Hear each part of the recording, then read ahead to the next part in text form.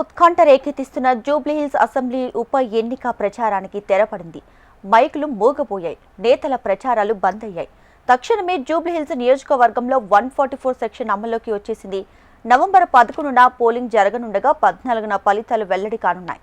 శాంతి భద్రతల నేపథ్యంలో సెక్షన్ 144 అమల్లో ఉంచుతూ ఇప్పటికే సిపి సజ్జనర్ ఆదేశాలు జారీ చేశారు. 5 లేదా అంతకంటే ఎక్కువ మంది వ్యక్తులు ఒకే చోట గుమ్మికూడడం నిషేధించారు. పోలింగ్ జరిగే నవంబర్ 11న ఉదయం 6 గంటల నుంచి పోలింగ్ పూర్తయ్యే వరకు నియోజకవర్గ పరిధిలో ఆంక్షలు అమల్లో ఉంటాయి. ఫలితం వెల్లడయ్యే రోజు నవంబర్ 14న ఉదయం 6 గంటల నుంచి నవంబర్ 15న ఉదయం 6 గంటల వరకు 144 సెక్షన్ అమల్లో ఉంటుంది. నియోజకవర్గ పరిధిలోని అన్ని వైన్స్ బార్లు, మద్యం షాపులు, కల్లు దుకాణాలు, రెస్టారెంట్లకు అనుబంధంగా ఉన్నటువంటి బార్లు మూతపడ్డాయి. ఈ ఆంక్షలు నవంబర్ 12 వరకు కొనసాగుతాయి. నవంబర్ 14న ఓట్ల లెక్కింపు నేపథ్యంలో ఆ రోజు కూడా మద్యం దుకాణాలపై నిషేధం ఉంటుంది.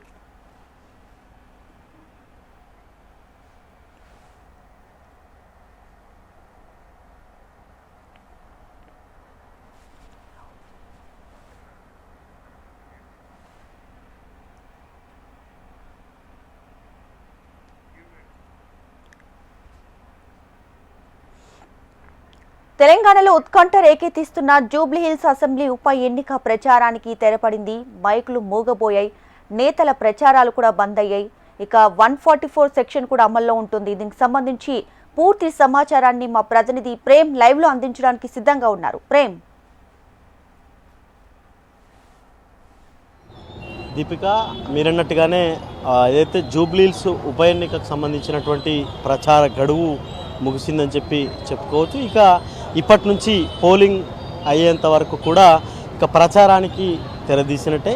ఇప్పుడు ఏ పార్టీలకు సంబంధించినటువంటి నేతలు ఎవరైనా కూడా సామాజిక మాధ్యమాల ద్వారా కానీ లేకపోతే బహిరంగంగా కానీ ప్రచారం మా పార్టీకి ఓటేయండి అని చెప్పి నేతలు ఎవరు కూడా ప్రచారం చేయడానికి ఇంకా అవకాశం అయితే లేదు. ఇక అన్ని రాజకీయ పార్టీలు అన్నీ కూడా ఎవరికి వారు ధీమాగా ఉన్నారని చెప్పుకోవచ్చు. ముఖ్యంగా కాంగ్రెస్ పార్టీకి సంబంధించినటువంటి నేతలంతా కూడా కొద్దిసేపటి క్రితం మీడియాతో మాట్లాడుతూ కాంగ్రెస్ పార్టీ ఈ 2 ఏళ్లలో చేసినటువంటి అభివృద్ధి కానీ కార్యక్రమాలు కానీ అమలు చేసినటువంటి పథకాలు వాటన్నిటినీ గుర్తించి జనాలందరూ ఖచ్చితంగా మా అభ్యర్థిని గెలిపిస్తానని చెప్పి కొద్దిసేపటి క్రితం ప్రకటించడం జరిగింది. ఇక ప్రచార సరళి గనక చూసుకుంటే మాగంటి గోపీనాథ్ మరణం తర్వాత నుంచి ఈ రోజు వరకు కొద్దిసేపటి వరకు కూడా సీఎం నుంచి అటు ప్రభుత్వంలో కీలకంగా ఉన్నటువంటి సీఎం నుంచి మొదలు పెడితే ఎమ్మెల్యే, కార్పొరేషన్ చైర్మన్ వరకు ఇటు పార్టీ పదవిలో ఉన్నటువంటి ఇన్ఛార్జ్ నుంచి మొదలుకొని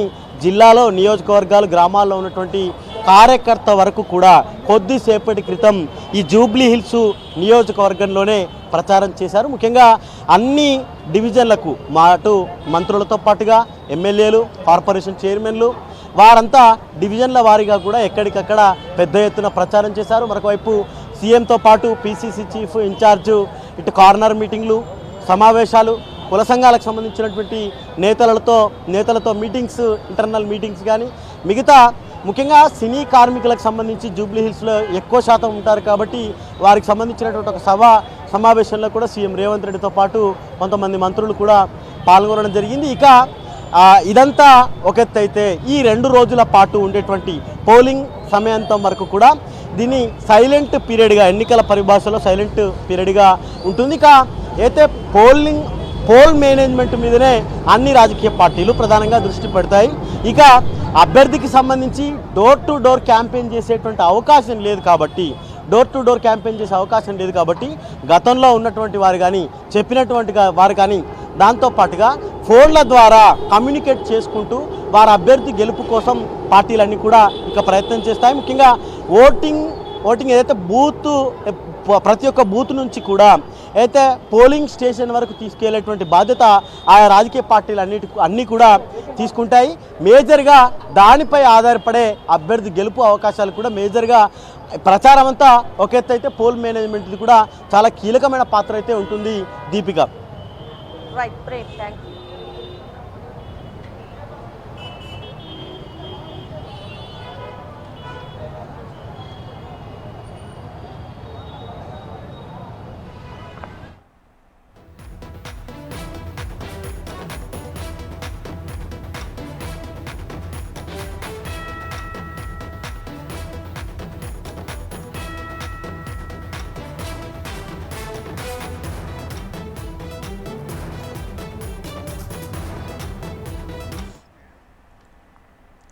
తెలంగాణలో ఉత్కంఠ రేకెత్తిస్తున్న జూబ్లీహిల్స్ అసెంబ్లీ ఉప ఎన్నిక ప్రచారానికి తెరపడింది. మైక్లు మోగపోయాయి, నేతల ప్రచారాలు బంద్ అయ్యాయి. తక్షణమే జూబ్లీహిల్స్ నియోజకవర్గంలో 144 సెక్షన్ అమల్లోకి వచ్చింది. నవంబర్ 11న పోలింగ్ జరగనుండగా 14న ఫలితాలు వెల్లడి కానున్నాయి. శాంతి భద్రతల నేపథ్యంలో సెక్షన్ 144 అమల్లో ఉంచుతూ ఇప్పటికే సిపి సజ్జనర్ ఆదేశాలు జారీ చేశారు. 5 లేదా అంతకంటే ఎక్కువ మంది వ్యక్తులు ఒకే చోట గుమికూడడం నిషేధించారు. పోలింగ్ జరిగే నవంబర్ 11న ఉదయం 6 గంటల నుంచి పోలింగ్ పూర్తయ్యే వరకు నియోజకవర్గ పరిధిలో ఆంక్షలు అమల్లో ఉంటాయి. ఫలితం వెల్లడయ్యే రోజు నవంబర్ 14న ఉదయం 6 గంటల నుంచి నవంబర్ 15న ఉదయం 6 గంటల వరకు 144 సెక్షన్ అమల్లో ఉంటుంది. నియోజకవర్గ పరిధిలోని అన్ని వైన్స్, బార్లు, మద్యం షాపులు, కల్లు దుకాణాలు, రెస్టారెంట్లకు అనుబంధంగా ఉన్నటువంటి బార్లు మూతపడ్డాయి. ఈ ఆంక్షలు నవంబర్ 12 వరకు కొనసాగుతాయి.